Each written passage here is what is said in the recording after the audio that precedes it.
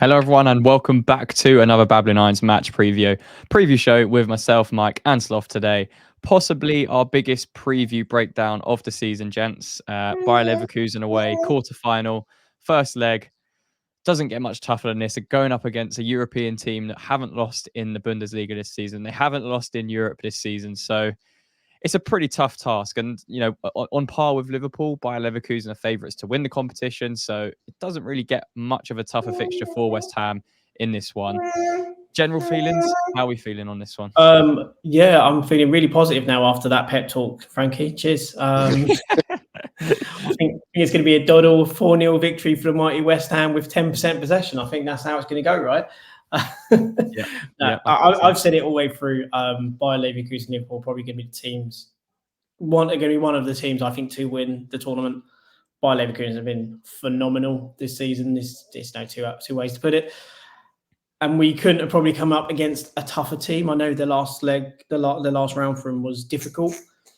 However, this is a team that know how to win, don't know how to lose. So it's always a time for always the first to beat a team, and always the first time for a team to experience a loss in a season. However, on the flip side, they don't know how to lose, and they haven't lost all season. I mean, technically, we could draw both legs and go through on penalties. So maybe we don't even need to win. I mean, a bit of a scary stat for you is in 22 of their goals have come after the 81st minute.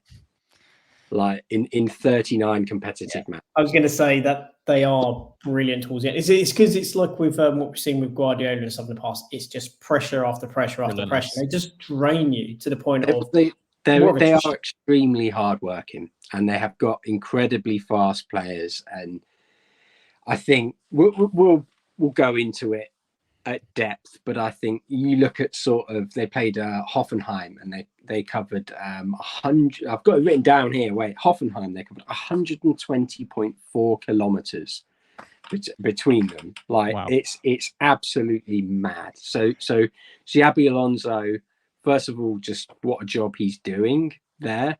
I know he's already said he's going to stay for another season. I don't know if he does go on and win the Europa League, which I'll poke some holes in. I'll try and poke some holes in to be positive. But if he does, I don't know how he says no to the type of clubs that are going to come sniffing around him. 100%. But again, let's get rid of the scary statistics before we get into the breakdown. They're top of the Bundesliga, 24 wins out of 28, no losses, 76 points, still on track to break the record in the Bundesliga for most points. They're scoring 2.5 goals a game on average. They've conceded 19 goals from 28 games. So defensively, they're just as good as they are as people expect them to be free-flowing attacking. It's actually their defensive side where they've actually been very good this season. Again, there's nuances to this because of the Bundesliga and because of the quality, but we will get into that. But overall, you can't not be impressed with this Bayer Leverkusen team. The signs were there last season, and now he's kind of just continued to develop this season. With the players that he's got, it's just been fantastic job from Alonso. And like you say, it's going to be very difficult for him to turn down a big job. There's Bayern Munich, Liverpool, Barcelona, all up for managerial positions in the summer. So I guess it will be whether he wants to continue building on what he's doing this season, and whether he's the annoying thing is now that the league's kind of done for them. So there's no sacrificing the Europa League to focus on the league because they're 16 points clear. It's pretty much done. So it makes it even tougher for us. Obviously, we're going there without Alvarez, potentially Bowen as well if he doesn't recover from a knock. So it really doesn't get much tougher. I think it's going to be a hold on if we can in this leg and bring something back to the London Stadium for the second leg. I think that was probably the message against Sevilla. It was probably the message when we played Lyon in the first leg at home. Just try and stay in the tie. And I think this is just a completely different kettle of fish to that kind of experience. But let's kind of break down as to why Bayer Leverkusen have been so good this season. I know, Slough, you've watched quite a few of their matches this year. What makes them tick? What makes them such an impressive outfit in Europe? I mean, they have some incredibly creative players and incredibly productive players. I mean, you have to look at their recruitment this season as well. That's something that really needs a major hat tip towards. You look at the kind of free agents they picked up in Granit Xhaka and Grimaldo, then they have been absolutely fantastic this season. You know, Xhaka was someone who was very much ridiculed in his time at Arsenal. We even kind of said, you know, when West Ham were linked with him at times, I don't want him because he's got a bad attitude at times on the pitch, disciplinary wise. But he has been a cog in that midfield and a real leader. Grimaldo, again, absolutely fantastic. If roles have been reversed in terms of set piece taking this season, because James Ward-Prowse hasn't scored a set piece. Alex Grimaldo, everything he seems to touch from a set piece goes in or works the keeper or creates some sort of rebound opportunity. He's been absolutely fantastic. But what they tend to do is they tend to play at the 3 at the back system. Now, they have incredibly physically big centre backs, whether it's in Tapsoba, someone West Ham fans will know well in Jonathan Tah, who Moyes is a huge fan of, or even if it's someone like Hincapié, who yet rejected a while ago. Yeah, is incredibly physical in terms of his muscular build, his speed, and also just his work rate. You know, it's combining those things, their 3 at the back system, with the wing backs they have, is incredibly difficult to defend against and break against. The opposite end of the pitch, they also have a player that we're all huge fans of in Victor Boniface. Now, he's just returned from an injury. What a wonderful time for him to return. He is incredibly quick again. He's very good on the ball, but when he has his shooting boots on, you know, he can finish in any manner. And not only do they have another big physical striker to come off the bench in Adam Hlozek, they also have Patrick Schick, who is also another big physical striker who can finish.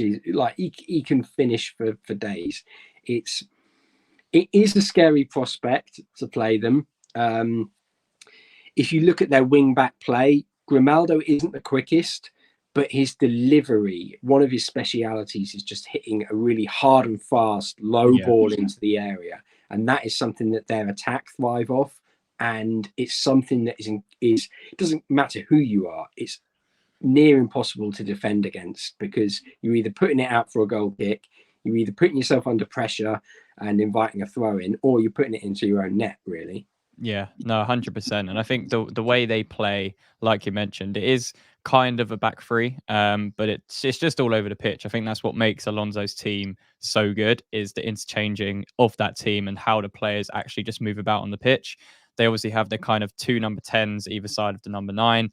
Obviously, Wirtz is one of those, and he's just given free roam to go and find the pockets of space, which we're going to very much struggle with without Edson Alvarez scanning that midfield. I think that's probably one of the biggest concerns I have going into this fixture is Wirtz. It would have been with Alvarez, but without Alvarez, it makes it just so much more difficult, because now, I mean, we'll get onto who we want to see in our XI, but who do we play in that DM position? Who's going to be the 6, and how do we set up, whether it's a back 3, a back 4? Do we try and match Leverkusen?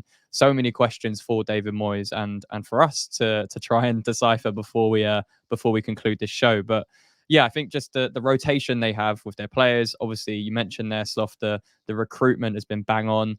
They've got quality across the pitch. Grimaldo's been absolutely sensational from left wing back.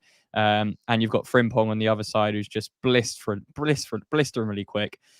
We don't deal well with pace. They have it in abundance. It's going to be a very tough test. Frimpong has been clocked at 35.96 kilometers an hour this season. There you go. So, you know, if you if Mavropanos was 32 to 34, I think, in 2 seasons back for Stuttgart. So we're fine then. We do have a very pacey centre back. When he's in full fight, Mavropanos is incredibly quick. Yeah. However, he's on the other side of the pitch, probably blisteringly quick. The issue is who they're up against. You know, I mean, Emerson up in that position, I am relatively confident about, but it's it's you look at the centre backs, and if he's running at a centre back, and you just kind of have to grimace, really. Well, this is probably the type of layout they will have. We mentioned it here. They've got that kind of back three. Obviously, you've got Xhaka in midfield as well. This is the Vert's role, either side of this, and then you've got their number 9, and this is Frimpong and Grimaldo. Like you mentioned, if Frimpong's on playing, which is probably likely to be the case, he's just going to constantly press us up here. They're going to try and push us back. Frimpong's going to be offering the width, and then you actually see Grimaldo as well come inside and make things happen, and play with the midfield a little bit more.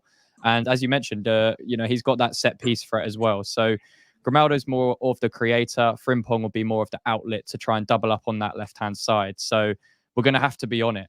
So whoever's playing left wing as well, although we're going to have to maybe push on at the times and maybe give Bayer Leverkusen something else to think about other than us just defending what they've got. This is kind of how they're going to line up. So it's going to be tough. It's not going to be easy. However, saying that, we do have quality in our team. And, we've been in situations where we've played very good teams over the past few years, and we've actually set up really, really well, and we've played really, really well. So I'm still, going into this with some level of optimism that we can get a result or stay in the tie. I think either of those things is probably success at this point. How would you guys like to see it happen? Because there's let's start with the formation that we would adopt, because there's obviously the choice to go to a back three and match them, or we stick with our back four that we've been playing all season. What would you guys do? I think the problem is we're going with a back three. It's not a formation we played very well, other than the lockdown season. It's the only real season, because we had players that kind of complemented that situation. When I look at the team now, I don't see a team that is particularly comfortable when we play it. I don't think we have enough in midfield. The idea of having a Souček and Ward-Prowse double pivot against this team frightens the life out of me. We've seen how easy that was played through by Wolves, and how easy, say, Nouri was just running through that midfield when it was that double pivot.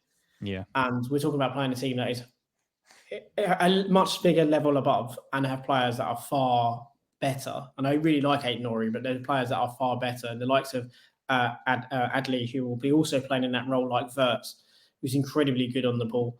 Obviously, Xhaka's positionally, he's very intuitive and very smart, and he's been doing that all year. So I think going to a back three means we only play 2 in midfield. And that, to me, just scares the life out of me. You'd probably have to play Paqueta there, but Paqueta takes risks in possession deep in our own half. And so I would say with a back three, and then obviously 2 in midfield, and, probably the one up front, because we'll have wingers. It's too much of a risk to go in this game. I think either way, it's a risk in what we play, but I do feel that is the one where we're taking more of a risk, just to add in an extra defender, because it's a formation we're not necessarily astute with and kind of settled in, going against a team who is incredibly settled within it, and also have players that will exploit any kind of indecision in our team. Yeah, I mean, it's going to be tough. I guess that leads me on to this question. Who plays in that midfield three? Because Edson Alvarez is obviously suspended for the first leg. You've got Ward-Prowse, Souček, Paqueta, and dare I mention this name, Calvin Phillips. I don't know. I think we know midfield three, but I think it's got to be the configuration we've said before. Souček has to go 6. You then have to look at Paqueta as an 8. Yeah. And then Ward-Prowse as a 10. Ward-Prowse is far better for us when he plays in that 10 position, because he's a really aggressive presser. He doesn't necessarily have to tackle, he just needs to use his abundance of energy. And we're not then, if he's caught out positionally, which he is, I think, when he is at 8 for us defensively, it's going to be more difficult for them to exploit in terms of being straight in on our defence, because then you at least have, say, a Paqueta or a Souček there as kind of a brace and there's kind of a safety net. So if we're playing a 3 when we don't have Alvarez, I think that's the only configuration we can play, because I just don't think Ward-Prowse functions very well in that 8 role. Yeah. He works better in the 10 role under the Moyes setup. What would you like to see, Slough? Do you agree with that? There's also a name I probably didn't mention there is Ben Johnson. There's also the potential for him to go into that midfield as well. So how would you line up that midfield three if we were to play a midfield three? I mean, I completely agree with Mike in terms of the formation and what we should do. I think you have to play James Ward-Prowse more advanced, because it's no disrespect to James Ward-Prowse, but when he doesn't have two midfielders behind him, he leaves you incredibly exposed, whether it's with his pressing, his work rate, which again, it's not something to be maligned. However, when you're trying to play in that 8 position and you're pressing someone and you leave a gaping hole, that's a flaw in your game. So it's a bit like what we saw in Noble, isn't it? It just reminds me of Noble when he played in that role. Yeah, and I think if you're doing that, then you have to have either an incredibly quick physical unit behind you, or you have to be playing in a back 5 that can eliminate that. We're not good enough in the back 5 system to go to a team who are top of the table in the Bundesliga, which I'm going to come right out and say it, has been very, very poor standard this year. The league has been way off its pace of normal. The forwards in that league, quite frankly, are a joke. Outside of Harry Kane, Seru Guirassy, and the Leverkusen lineup, I think the forwards in that league are kind of substandard, apart from Umar Marmoush at Frankfurt. It's not a abundance of riches, and they just aren't putting out the attacking numbers or defensive numbers and performances that teams in the other leagues like Italy and even Spain are putting out there. Yeah. So I would personally go with the midfield 3, as Mike said. Ben Johnson, I feel a lot more confident about Ben Johnson playing up against someone like Grimaldo than I do Soufal. However, I do think that Soufal probably deserves it based on form in these big games. It would be a big call to take Kufau out at this stage, wouldn't it? It would, exactly. However, he did also take him off at half-time along with Souček in the Wolves game. So I think in some ways there's also... But I wouldn't be surprised if that was a bit of covering his back and saying, look, you look like you're knackered, or we're going to give you a bit more of a rest, test Ben Johnson and see how he does. I think as much as I rate Ben Johnson and think he needs to be given a new contract, I think risking bringing him in against Leverkusen is a huge gamble. I also think it's a slightly different... It's a slightly different proposition for Kufau, isn't it? We saw him get absolutely slaughtered at Newcastle away when he's up against one-on-one in a battle like Gordon.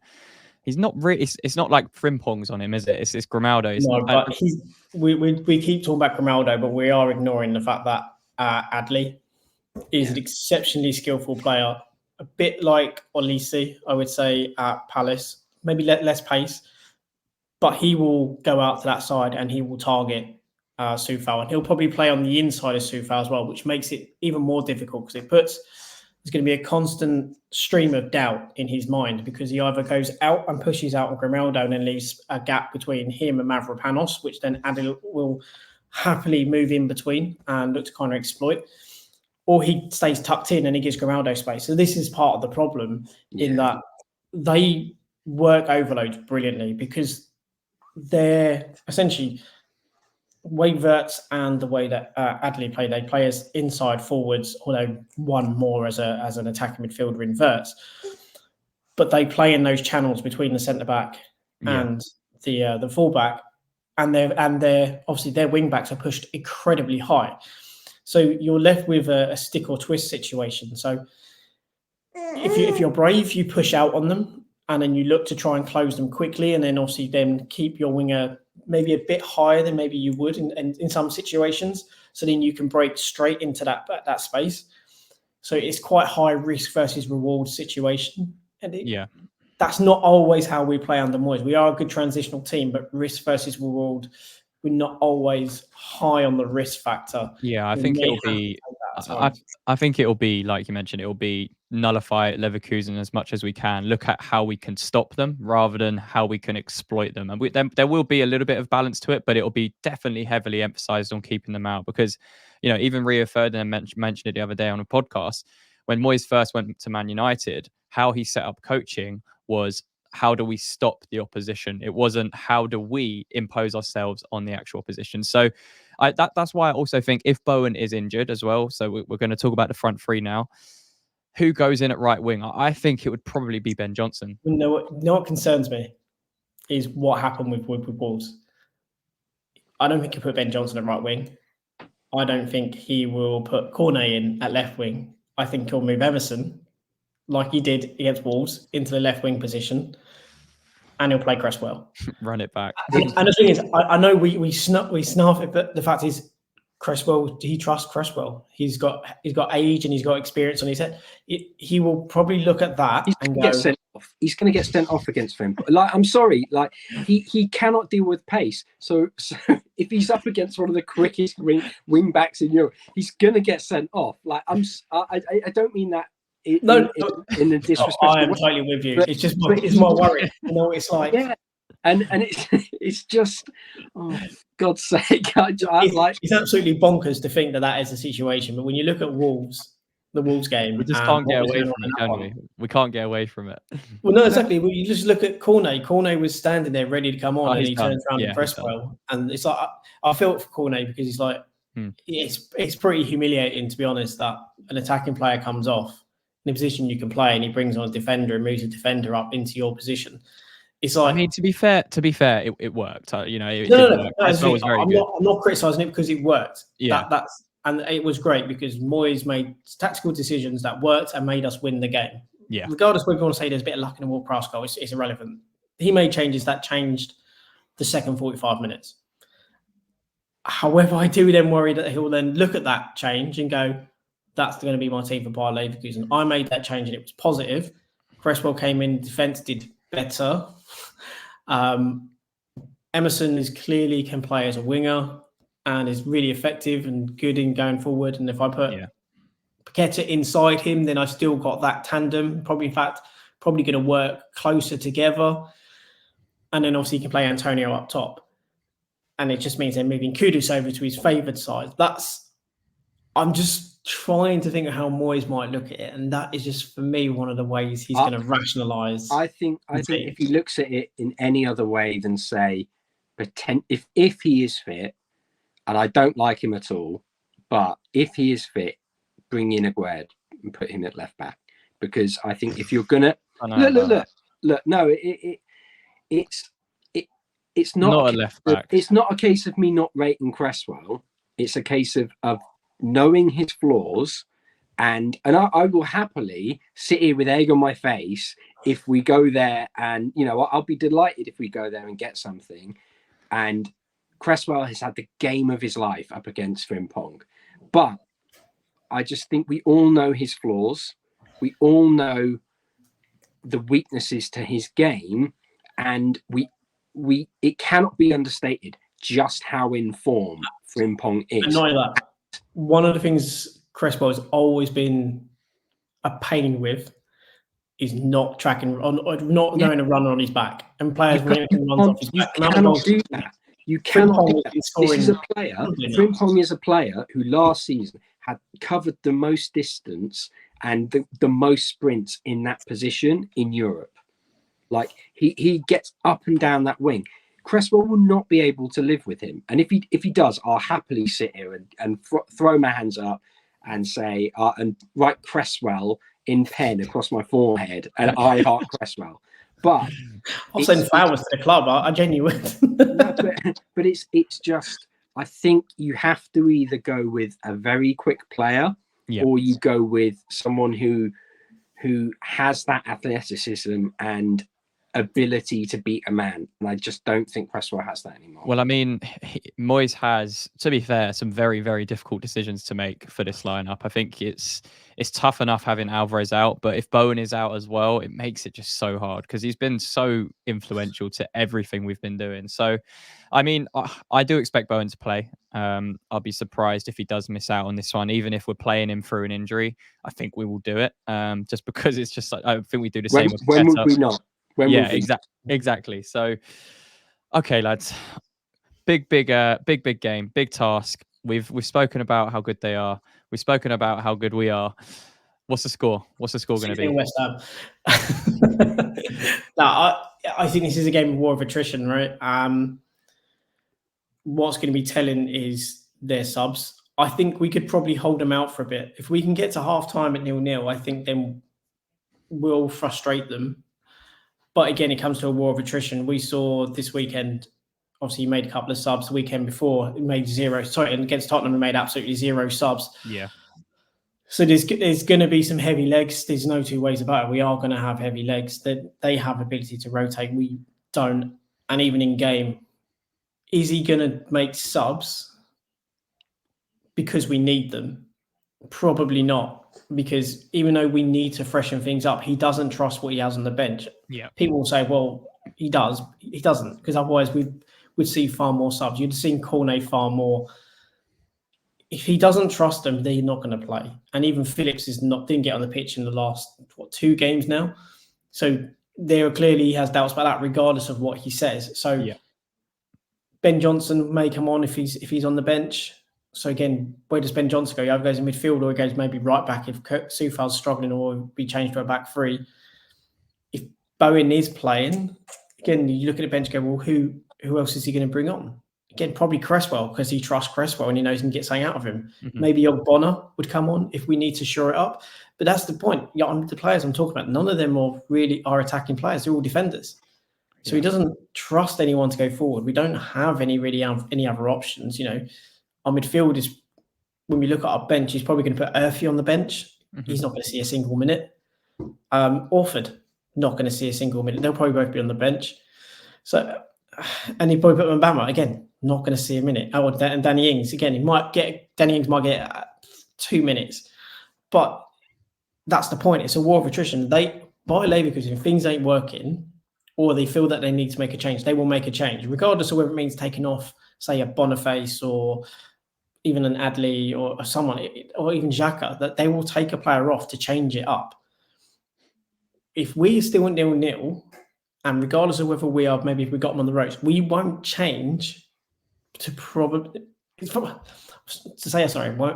is probably a strong word, but it's unlikely we will change in which to force the emphasis and to maybe take advantage or maybe put on another little extra bit of pace. Not that it's going to influence, but again, it can. We've seen Cornet come on a couple of times this year and actually, make a difference in a couple of games, especially in Europe. But are we going to see that? I don't know. And I think that's why I really struggle to see us getting a positive result out of this, because I just think that we will get tired with the amount of ball that they will have. I do think we'll score. However, I think come the end of the game, to Sloth's point, they just absolutely suffocate you and like a boa constrictor, just keep pressure on you. And every time you take a breath in, they kind of advance and squeeze a little bit more. So I feel as it gets to the latter stages of the game, if we're not able to make subs or don't make subs to keep things fresh and they play at the same level as the team, which we've seen has been difficult for them because of the lack of games that they've had, then the last 15 to 10 minutes could be a very squeaky bum time for West Ham fans, I feel. Score prediction, Mike. Come on. I'm going to say 2-1 by Leverkusen, and I hate myself for saying it, but I see Leverkusen not losing, and I see them probably winning at home. But I think we can keep ourselves in the draw. Sloth? Hopefully. I'm gonna be controversial, and I'm gonna say that Bayer Leverkusen don't really face a low block very in the Bundesliga, but more importantly, outside of Bayern Munich, They don't really face the sort of quality that we have in attack. Antonio is going to be massive for us. If he puts in a performance like he did against Freiburg, then I think we'll get goals. I just think that they won't be able to cope with him, and he will create chances for other people.